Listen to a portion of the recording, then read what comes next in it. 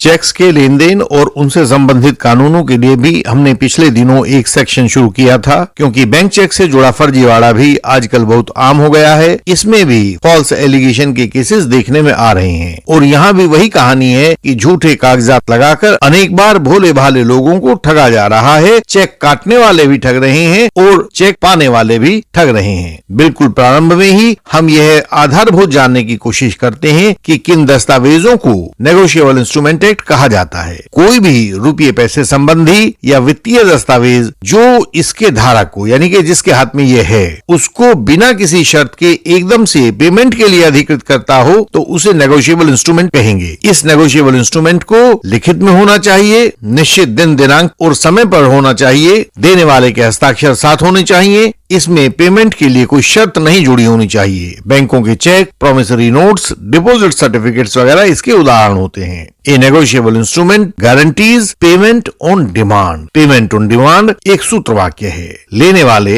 यानी कि holder of check कहते हैं कि हर एक चेक का पेमेंट ऑन डिमांड चाहिए, जबकि चेक काटने वाला यानी कि drawer of cheque section 138 NI act के केसेस में यह दिखाना चाहेगा कि इसके भुगतान के लिए कोई शर्त जुड़ी हुई थी, यानी कि यह वाला चेक एक कंडीशनल चेक था एवं नेगोशिएबल इंस्ट्रूमेंट की परिभाषा से बाहर था। बहुत सीधे साधे शब्दों में कानून यह है कि अपना ऋण चुकाने के लिए या देनदारी उतारने के लिए आपने यदि कोई चेक दिया है तो आपको उसका भुगतान करना ही होगा। भुगतान भी पेमेंट ऑन डिमांड होना चाहिए। जैसे ही चेक जिसके हाथ में चेक है, चेक का धारक मांगे, तत्काल उसको पेमेंट प्राप्त होनी चाहिए। चेक प्रस्तुत करने के बाद बहुत सारे केसेस में आरोपियों द्वारा यह डिफेंस दिया जाने लगा कि हमारा चेक ऋण चुकाने के लिए या देनदारी उतारने के लिए नहीं था, बल्कि वह तो एक सिक्योरिटी के रूप में रखा गया था। ऋण चुकाने या देनदारी उतारने की जिम्मेदारी उस आदमी की थी जिसने पैसा लिया था, या जिस चेक के अगेंस्ट लिया था उस चेक के द्वारा वह देनदारी दी जानी चाहिए थी। हमने तो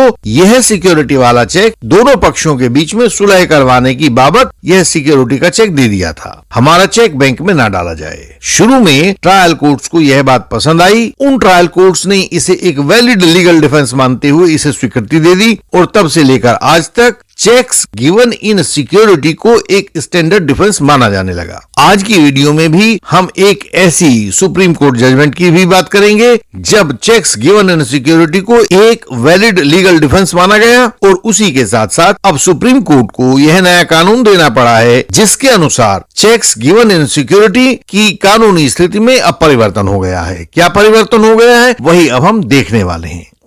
इंडियन लीगल सिस्टम से सहायता पाने के लिए इसका मेंबर होना जरूरी है। जब आप सामने लिखे व्हाट्सएप नंबर पर व्हाट्सएप मैसेज भेजते हो तो तत्काल ही आपको विधि लिखकर भेज दी जाती है, जिसके द्वारा आप हमारे मेंबर बन सकते हैं और हमारी सर्विसेज का लाभ लेते रह सकते हैं। इसलिए केवल व्हाट्सएप मैसेज के द्वारा ही संपर्क करें।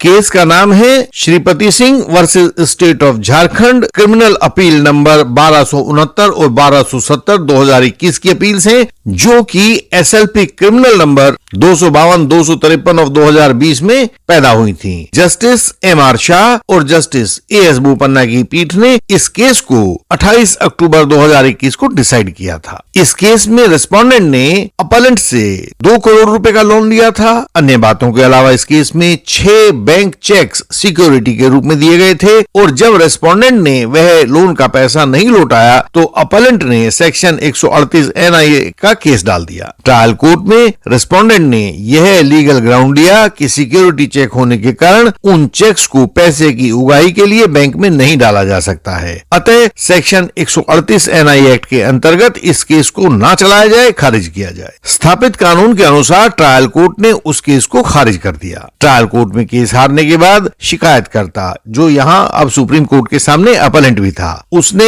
हाई कोर्ट के सामने अपील की। हाई कोर्ट ने स्पष्ट रूप से अपने फैसले में लिखा कि दोनों पक्षों के बीच हुए एग्रीमेंट से साफ पता चलता है कि इन चेक्स को सिक्योरिटी के रूप में दिया गया था और यह बात कंप्लेनेंट अर्थात अपलेंट ने अपनी मूल शिकायत में भी ऐसे ही लिखी थी कि इन चेक्स को सिक्योरिटी चेक्स के रूप में दिया गया था। अतः इन सिक्योरिटी चेक्स को ऋण वापसी के लिए इस्तेमाल नहीं किया जा सकता है। हाई कोर्ट ने अपने फैसले में सुप्रीम कोर्ट के एक निर्णय सुधीर कुमार भल्ला वर्सेस जगदीश चंद 2008-7 बात SCC 137 का अनुसरण किया, उसको फॉलो किया, जिसमें यही कानून प्रतिपादित किया था। कुल मिलाकर यदि देखा जाए तो हाई कोर्ट के निर्णय के बाद ऐसी कानूनी स्थिति बन गई थी कि अपलेंट ने जो 2 करोड़ रुपए का लोन दिया था वह वापस किए जाने के कानूनी रास्ते बंद हो गए थे। अपलेंट को 2 करोड़ का अनलॉफुल लॉस हो रहा था और रेस्पोंडेंट को 2 करोड़ रुपए का अनलॉफुल गेन हो रहा था और यह कानून के नाम पर हो रहा था।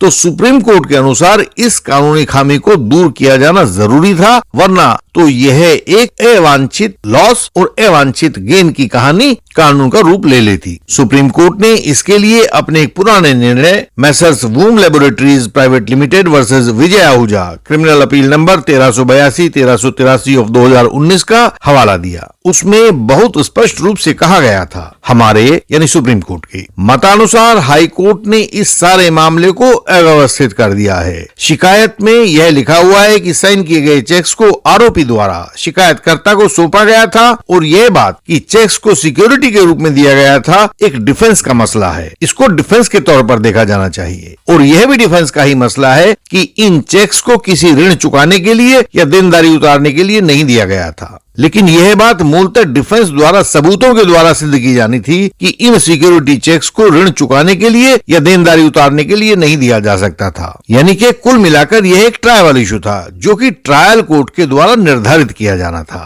चेक्स को केवल सिक्योरिटी कह देने भर से आरोपी को छुटकारा नहीं होने वाला चाहिए था। आरोपी को ये सारी बातें सबूतों के साथ ट्रायल कोर्ट में सिद्ध करनी थी। वर्तमान केस में भी हाई कोर्ट का यह मान लेना एक गलत निष्कर्ष था कि सुधीर कुमार भल्ला वर्सेस जगदीश चंद 2008-7 SCC 137 वाले केस के आधार पर सिक्योरिटी चेक्स के कारण आरोपी हमेशा बच जाएगा। हम देख रहे हैं, यानी कि सुप्रीम कोर्ट ने कहा कि वो देख रहे हैं। उस केस में ऐसी कोई सार्वकालिक और सार्वजनिक घोषणा नहीं की गई थी कि सिक्योरिटी चेक्स को कभी भी ऋण चुकाने के लिए या देनदारी उतारने के लिए प्रयोग नहीं किया जा सकेगा। उस केस के तथ्यों में चेक्स को इशू किया गया था और उसकी लिखावट में कुछ परिवर्तन किया गया था, काटछांट की गई थी। इस बाबत एक काउंटर कंप्लेंट भी चेक काटने वाले ने फाइल की हुई थी और चेक्स का दुरुपयोग किया गया था। इसलिए सुधीर कुमार भल्ला का उपरोक्त निर्णय सुप्रीम कोर्ट ने इस केस के लिए उपयुक्त नजरिए नहीं माना था। वर्तमान केस की चर्चा करते हुए सुप्रीम कोर्ट ने कहा कि ऐसा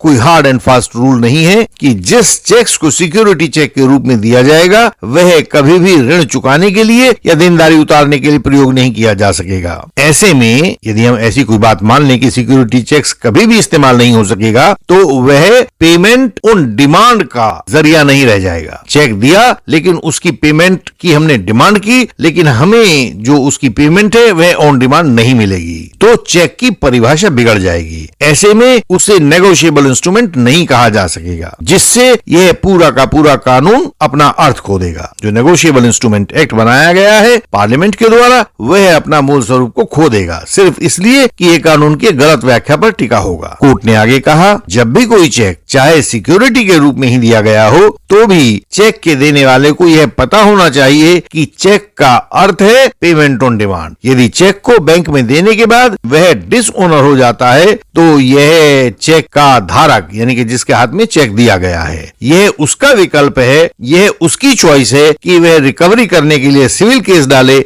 या सजा करवाने के लिए सेक्शन 138 NI एक्ट का केस डाले। चेक को काट कर देने वाला अब यह नहीं बता पाएगा कि धारक क्या करे। चेक देने के बाद से उसका चेक पर से नियंत्रण और स्वामित्व दोनों समाप्त हो जाते हैं। चेक का क्या किया जाए यह वह व्यक्ति तय करेगा जिसके हाथ में चेक है। चेक का क्या किया जाए यह वह तय करेगा जो चेक का धारक है या जो कानून कहता है।